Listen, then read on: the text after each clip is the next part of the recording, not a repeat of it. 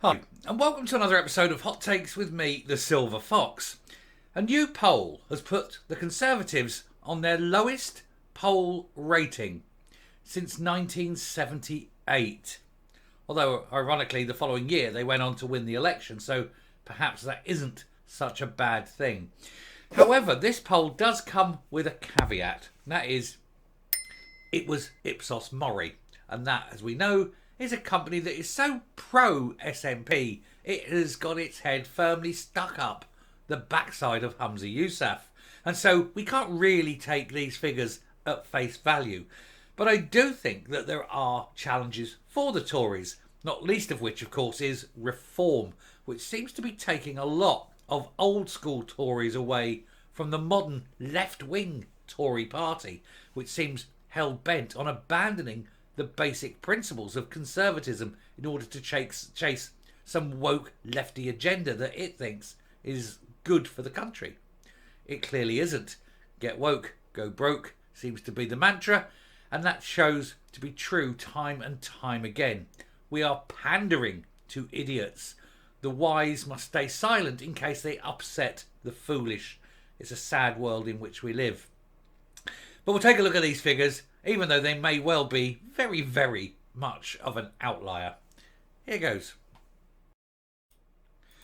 So, public support for Conservatives plummets to its lowest level on record, a poll suggests.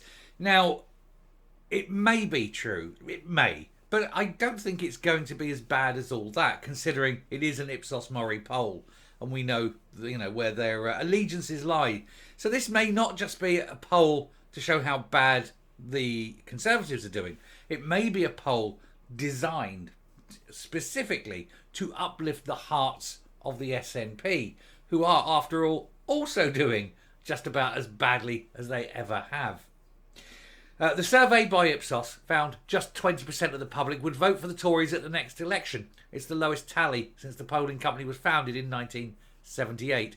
Now, with the rise of reform, I think the Tories are in deep trouble.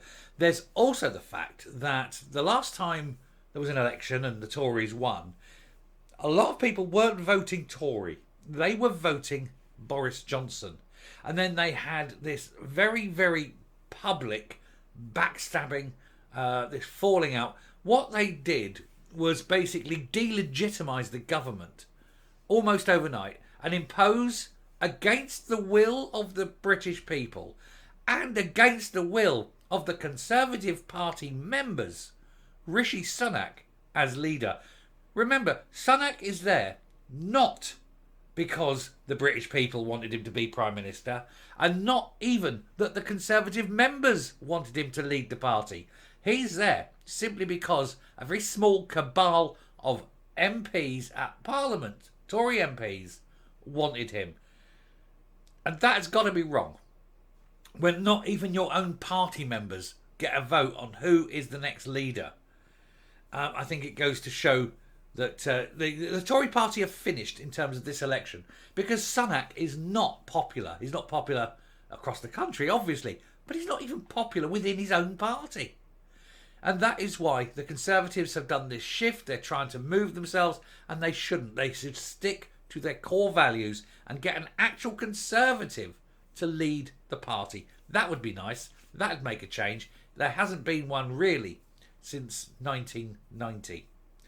And boy, oh boy, do they need something, or they are finished. And I don't just mean finished for this election, but possibly finished forever. They're the world's oldest political party, but there is no God-given right for them to exist. They've got to grasp the bull by the horns, and they've got to hold on and change themselves virtually overnight. And they've got to ditch Rishi, or they're finished perhaps forever. However, that said, this poll is probably also deeply incorrect. But by how much? Anyway, the Tories have hit their lowest polling score on record. The poll published by Ipsos yesterday suggested just 20% of the public would vote for the Tories at the next election. Certainly I'm going to give reform a go, and only because I want to I can't vote for anyone else. Put it that way. And the Tories, and I've voted Tory in the past. But I think the Tories have basically screwed us. If they had kept Boris and not done what they did with Boris and vilified him. I mean, don't get me wrong. I'm not defending Boris in terms of what he is. He is an absolute arse. A man with so many children, even he doesn't know, partying and all that. But his job wasn't to do that. His job was to deliver on Brexit. And the Tories turned on him, and it's just wrong. Anyway, that's my view. And I'm not getting into that. That's another thing. But anyway, I'm saying I'm going to give reform a go. The Tories aren't getting my vote. But anyway, that's down to me. Anyway, he said this 20% is down 7 points since January alone. So in just over a month and a half, they've dropped 7 points. And it is the lowest polling since Ipsos started its regular polling in 1978. So nearly 50 years, and it's their lowest point.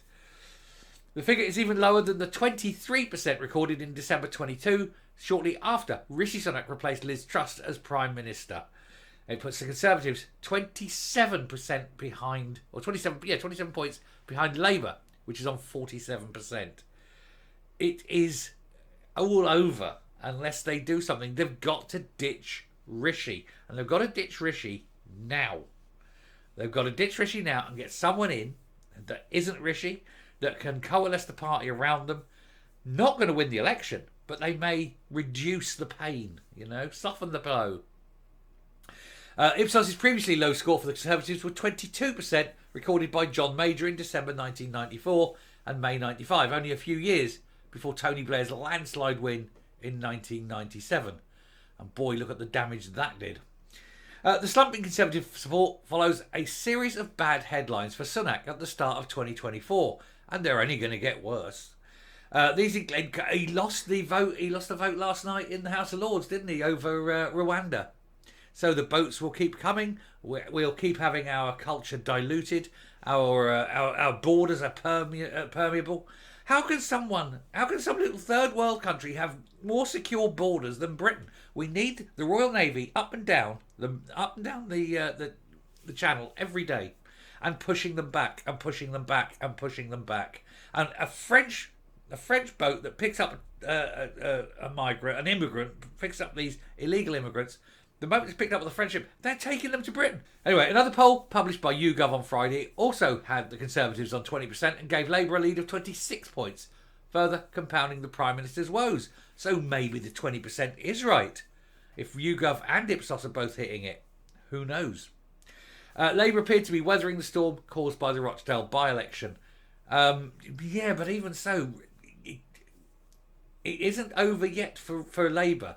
They may not win as big as they will, but it won't be the Tories that are capitalising. But we'll see how it goes. It was forced to withdraw support for its candidate over remarks about the Israel-Hamas conflict. Yes, so you get one anti-Israeli, anti-Semite candidate for Labour. He gets support pulled, so you get another anti-Semite put in instead. Oh, what a wonderful world we live in when we keep voting in people filled with hate. Despite this setback, Labour's polling figure was down only 2 points on the start of the year, in a survey that, if replicated at the general election, would see the party win a landslide victory, which is, after all, what we're all expecting. Not looking forward to it, but we are at least expecting it. I'll be sitting there, though, on polling night, knowing it's coming, so just basically giving up, having a few beers, doing a bit of commentary on it, and weeping silently. But it's not the win that's in question. It's the scale of the win. But hey ho, what do you do? Anyway, I'll round up there and come up. What's happening with the Tories is an example of what's happening when a political party runs a country for far too long, and it's also happening at the same time with the SNP. They're falling in the polls. They're losing support. They're losing membership numbers. The difference between the Tories and the SNP, of course, is the Tories have got lots of that, and the SNP have got none of that. So a little period in opposition for the Conservatives, an existential crisis for the SNP. Anyway, we'll round off there. Thank you very much for watching. Do hit the subscribe button, ring the bell, leave a like, leave a comment. Please share the video, and I will speak to you later. Bye.